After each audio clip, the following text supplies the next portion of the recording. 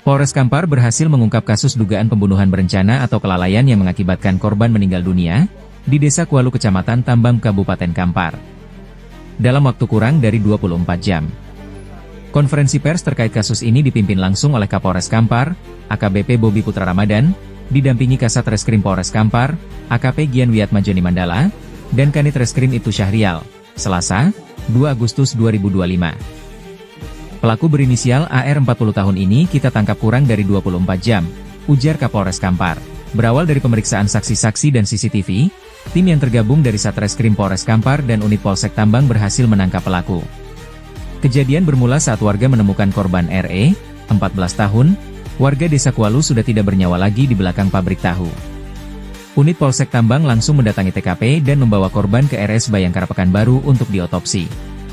Dari hasil penyelidikan, diketahui korban tewas akibat tersentrum aliran listrik yang sengaja dipasang oleh pelaku di pabrik tahunya karena sering terjadi pencurian. Pelaku dengan niat ini memberi efek jera kepada orang-orang yang mencuri di pabriknya tersebut, jelas Kapolres Kampar. Aksi pencurian di pabrik tahu pelaku sudah terjadi selama 3 bulan terakhir. Barang-barang yang hilang berupa mesin air, ember besi tempat tahu dan banyak lagi. Namun pelaku tidak pernah melaporkan kejadian tersebut ke polisi dan berinisiatif sendiri untuk membuat jebakan. Saat dikonfirmasi awak media, Kapolres Kampar menyampaikan, terkait dengan peristiwa juga tidak pidana pembunuhan berencana dan atau kelalaian. Ya, dari keseluruhannya kesimpulan yang ingin saya sampaikan bahwasanya bagi masyarakat ya yang memang mungkin saat ini dia sebagai pelaku usaha ataupun seperti ada jasa, jika memang menyadari tempat atau usaha sering ya menerima tindak pidana dalam hal ini pencurian, silahkan pada kepolisian setempat. Dan jika ingin membuat tingkat safety keamanan di tempat rumah tinggal ataupun di tempat usaha, silahkan membuat suatu bentuk pengamanan. Dalam hal ini mungkin memasang tembok besi, silahkan, yang memang masih dalam logika itu memang mencegah. Tetapi kalau jika itu memang menimbulkan suatu kerugian, dalam hal ini seperti contoh saat ini aliran listrik, kawat, agar dipelajari terlebih dahulu.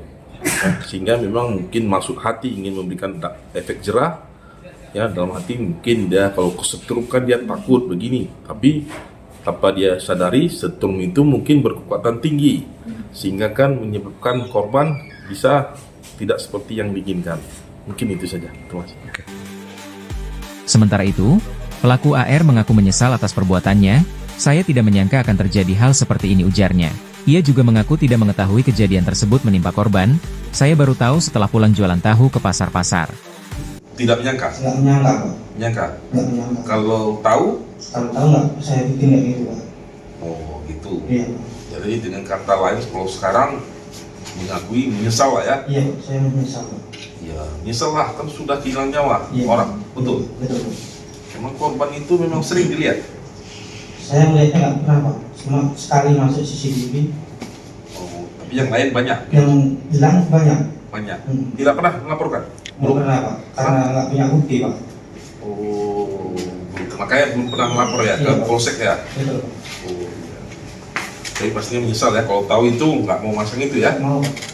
Pelaku dijerat dengan pasal 340 KUH Pidana, pasal 338 KUH Pidana, dan pasal 359 KUH Pidana tentang pembunuhan berencana, sengaja merampas nyawa orang, yang mengakibatkan orang lain mati. Dari Kabupaten Kampar, reporter media nasional Rizky Fadli melaporkan.